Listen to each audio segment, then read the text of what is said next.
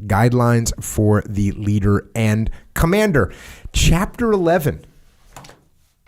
Physical conditioning. There you go, Echo Charles. I'm sure your interest just got piqued. Sure. Here we go. I would like to pass on to you for such implementation as may be practicable within your several commands and within your various types of headquarters and units some thoughts on the problem of physical exercise, physical condition, and physical training. This is a complex subject. Its success depends on the program each commander works out to fit his needs and facilities and then enthusiastically and energetically pushes. While many of our units and individuals are in fine physical shape, this is not universally true in many commands. I believe it can be made more nearly universally true by a more general concept as to its importance and to a consideration of the implementation of practical steps that can be taken in this field without materially interfering with our other activities. What grade are you giving General Clark for simplicity on that whole opening? I'm not giving him a good grade. Luckily, you're going to see he redeems himself in the end of this book with some real simple, clear, concise. So he thinks that, the simple statement is people should be working out. I believe strongly that good physical condition is one of the evidences of esprit in a unit as well as of morale in an individual. So it helps both your team and you as a person. Now, here's where we have a serious beef. Serious beef. Probably one of the most serious beefs ever for me with General Clark. This topic is called Calisthenics at End of Day. Echo, you're probably going to want to throw down with this one. So you're going to throw in with him. On one occasion, I visited a unit and observed calisthenics being conducted during the first period of the morning. This was being done in the normal way by a junior sergeant conducting the exercises with the senior non-commissioned officers and officers standing around to supervise and monitor. Possibly the ones who needed the exercise the most were the ones observing. That's a good one, right? You don't want to be that guy. You don't want to be that guy that's standing there with small arms telling people they need to do more pull-ups, right? No. You don't want to find yourself in that situation, do you, Echo? No, sir, I do not. But then he says this, I do not think calisthenics or other physical training exercise in the first hour of the day is good. Of course, as we know, I definitely think that working out in the first hour of the day is good. If they are done strenuously enough to be of any value so that the men work up perspiration, the men then wear the same wet clothes throughout the day or until such clothing dries on them. Similarly, if men perform exercises requiring them to sit on the ground or lie on the ground, they start off the day with dirty and maybe wet clothing. Now for me, General Clark, all due respect, I think we can just take a shower and change clothes when we're done working out. Yeah. I think we can overcome that in the modern era. Yeah, I got to admit, that kind of surprised me as being the first reason that he's talking about. Yeah. Why not to work out first thing in the morning? Yeah, because we could just shower. Seems easy to solve that problem, yeah. I will say this, though. I think he's coming from a time period where they didn't have this full, this was only an idea that was just coming to fruition, right? So it wasn't a thing yet. Yeah. It wasn't a thing to work out. So people didn't have workout clothes. People didn't have workout shoes. People didn't have workout bag. These people didn't have a workout bag. They didn't have the little freaking Reebok bag or whatever that Echo Charles takes to 24-hour fitness. Getting your curls on. Yeah. So they didn't have that back then. So he's thinking, yeah, you show up to work and the first thing we're going to do is build up a sweat. Now we're going to be in wet clothes all day. All right, we'll cut you some slack. And then he says, I believe it is far more reasonable to devote the last hour in the afternoon to physical exercising and physical training so that the men can go from it to the showers and get into other clothing for supper and the evening. This is the time when the mind is tired and training requiring mental attention is least effective. Okay, so all right, so we're just going to jump past all the whole thing about when you're working out because I think we're beyond that now in the modern era. Yeah. I think we can work out whenever it makes the most sense, not based on our sweat and clothing. Can we set that one aside? I agree, yes, we can. So now this is interesting. This is the time when the mind is tired and training requiring mental attention is least effective. Doesn't it take a certain level of mental effort to do a hard workout? Yeah. Don't you think? Yes, it Dave? Yes. I wonder if he's thinking like intellectual effort. Right. I get that. And I get that too. Like, for instance, this might sound stupid. When I'm going to,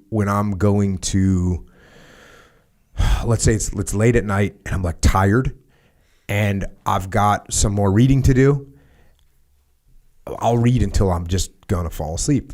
And then I'll get up, brush my teeth, whatever, take my supplements, as Echo likes to say. So I'll do my little evening routine, floss. every day. And then I'll have like, I stood up, so now I can read a little bit longer. I can go a little bit longer, and then I go to sleep. So when you do something, I guess that what I'm saying is you get bored. So maybe this is a good plan. Hey, it's the end of the day. You're kind of tired. You don't feel like focusing on this. What'd you call it, Dave? Intellectual work? Effort. Yeah. Yeah, you've spent your intellectual energy, but you can still just go jack some steel, possibly. Okay. I don't agree. Think that that's the case for some of us. That like, no, man, when you're mentally exhausted, I mean, sure, there are some circumstances, but as a general sort of way and approach to working out, I don't know, man. I don't know if I can get there quite yet. Okay. But we'll see what he has. So you want to be mentally fresh for your workout. Yes. Okay. All right, back to the book. In 2 divisions and in a brigade in which I served, everyone stopped activities at 4 o'clock on 2 days a week, with the exception of the necessary duty officers, guards, and everyone from the commanding general. Everyone from the commanding general on down took physical exercises. This physical exercising consisted of activities that provided a real workout. None of this Echo Charles stuff. Real workout. Certain well-organized selected games were allowed, provided that everyone played. Organized calisthenics were allowed, but the bulk of the units engaged in a 4-mile trot and fast walk to be completed in 50 minutes. 4 miles. Yeah, so bro, we're talking 12-minute miles or whatever. This is not a challenge. And as I thought through this, it started to make a little bit more sense. Combat boots with proper socks were worn by all personnel in order to get the men used to and prevent damage to their feet, right? Above the top of the boots, everyone was permitted to prescribe their own uniform within the realm of decency. This gave men a feeling of freedom, which added to the relaxation and benefit of exercise. Okay, so that's cool. I do not think this lack of uniformity hurt the discipline of the unit. It was not a show. Men traveled the previously laid out 4-mile courses as individuals, being checked at the start and finish to record their times in order to motivate the slow ones by following. So this is just weird. He just kind of prescribes this weird, like, 4-mile walk that everyone's going to go on, which tells me earlier when I said that working out wasn't really like a thing yet. Yeah. It wasn't. Yeah. Because if they're thinking 50 minutes and 4 miles. But the only thing I can say about that also is if you're talking about a whole division or a whole brigade of people, like these are not all frontline soldiers, obviously. These are administrative people and whatever, the general himself. So, yeah, I don't know. By following the course as individuals instead of for formation, no one exercised so strenuously as to do himself damage regardless of his physical condition or age. Care should be taken in starting such a program to work into it reasonably so as not to increase the sick call rate.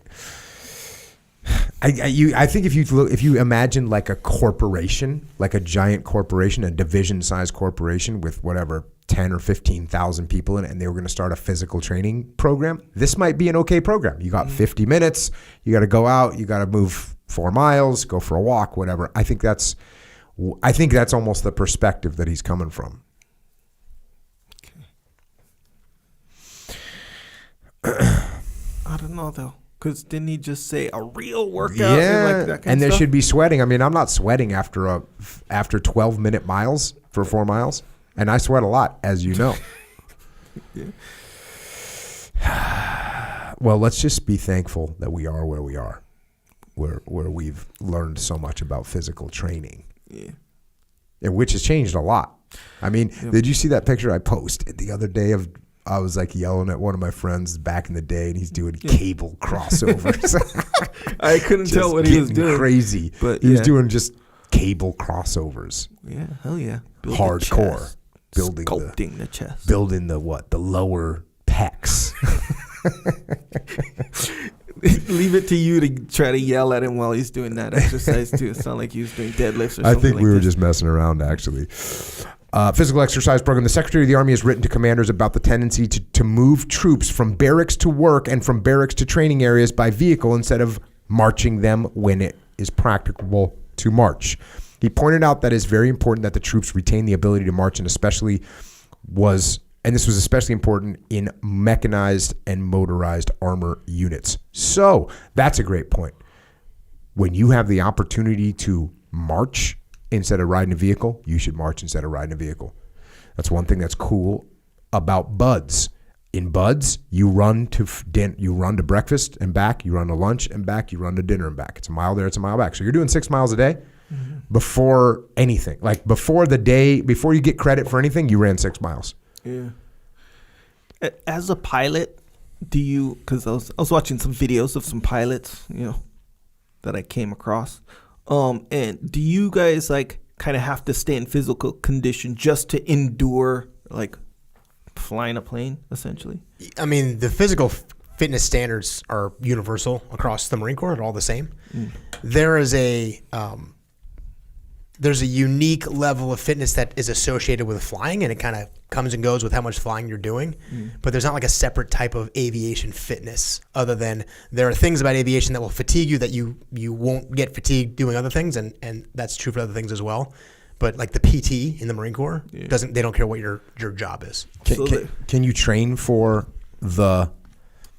let's say you did a disassociated tour and you weren't flying for 18 months, and now you knew you were going back to a squadron, you're going to be flying. Is there any exercises that you could do to get ready for flying? You can't train for G tolerance, which is like the big thing. So that's like it's a perishable thing. There's aerobic and anaerobic. There's certain muscles that are good to be strengthened. But if you haven't flown, it's the G's that you cannot train for. You can't replicate those G's, and you can't train for those G's. At all? No, okay, let me challenge you. Now, you can train for the technique, and you can strengthen the muscles to do that, but you can't replicate the actual feeling of the G's. But that being said, if you take someone that's in really good shape versus someone that's not in really good shape, the person that's in really good shape is going to do better. Maybe. I mean, okay. I mean, you have to use your muscles. Yeah, you do, but like larger muscles don't mean better G tolerance. But what about just conditioning? Absolutely. Yes. A better conditioned person is going to be able to endure, all things being equal, be able to endure the rigors of flying more than the other person, but that doesn't mean he's going to have a higher G tolerance. Did I ever tell you about my buddy, when my platoons all went backseat in the F-18s? So we went through the whatever training you go through so you can get qualified to go to the backseat. So we all go through. Well, he showed up late, and so he missed the whole briefing on how to push the blood to your brain. He missed all that, and then he missed whatever. And then he showed up. I think he was out. I think he was drinking the night before. And so there's a little cover and move. And like we snuck him back into the class and put his name on the roster, and it's all good. Well, then we get up to Fallon, and he didn't know what to do. He just got in the plane. He's like, cool, I know what, whatever. And he passed out the entire time. He would just like wake up and then just pass out again because he didn't know to put the blood to his head. He didn't know to do that. So he's just passing out. And they had video of it. Does that make sense that they had video of it? Totally. He was just flopping around in the cockpit, and we were laughing, and he's like, I had no idea, and he just didn't remember anything. He was just passing out. Yep. Bro, can't you get like hurt like that? Like if you're passed out all limping, can't your neck? Because that video that you play at the muster of that guy in the what do you call those things? Centrifuge. Yeah. And he passes out, and it's like, bro, he's still getting smashed from the force. Yeah. I don't think there's any real risk of permanent injury from doing that. It's more just being humiliated, but yeah. Yeah, that's what I meant. Like, do you guys train? Do you guys have a specific like training routine for that? Because man, you don't really realize it. I mean, maybe you do, maybe you don't. But when you see guys flying planes and doing all that stuff, you don't really understand like what you're going through physically in there. Right. Is there an ideal physical build for fighter pilot? I don't think so, man. I mean, just like with every Marine, there's all shapes and sizes. I mean, my body type is drastically different than others. And if you were going to be an F-18 pilot, or let's say an F-35 pilot, yeah, you were going to design an F-35 pilot human. Yeah. How tall would that human be? 6 foot. How much would they weigh? 190 pounds. So that's it. So there is an ideal. That's because if he's 6'4", he's cramped in the cockpit. If he's 5'5", he can't reach the pedals or whatever. Right? I mean, there's issues. There are legitimate anthropometric issues. That is a true thing. Like, you get measured all these odd measurements, like ankle to or like elbow to wrist, like ankle to knee. There's all sorts of physical measurements. The window is pretty broad, and even for me to say 6 foot 190, I'm just talking about like a lean, strong guy. Does that mean a 5'6", 125 pound person can't be a good pilot? No, they absolutely can. Absolutely can. Would that person maybe struggle a little bit with like looking over their shoulder? Yeah, they would. Their body type is, if you're 6'4" and you're banging your head against the canopy, which guys in my squadron, guys whose call signs were stretched because they were so tall. At the end of the day, I don't think any would come back and say, I'm better because of my build or my height. So even that answer is like, the window is broad enough to say that anybody, and there's pilots out there plenty of good pilots out there that aren't 6 foot 190. Is there a cutoff height or minimum standard? Technically, I think it's pretty small. I think it's very short, like 5'1", 5'2". You can accommodate someone that short, and I think I've known guys that are 6'5", 6'6" flying fighters. So dang, there's a big window in there. Do they call them pedals? They do. They pedals, call them pedals. Up. Now, they're adjustable, so the image of not being able to reach the pedals is more funny than anything.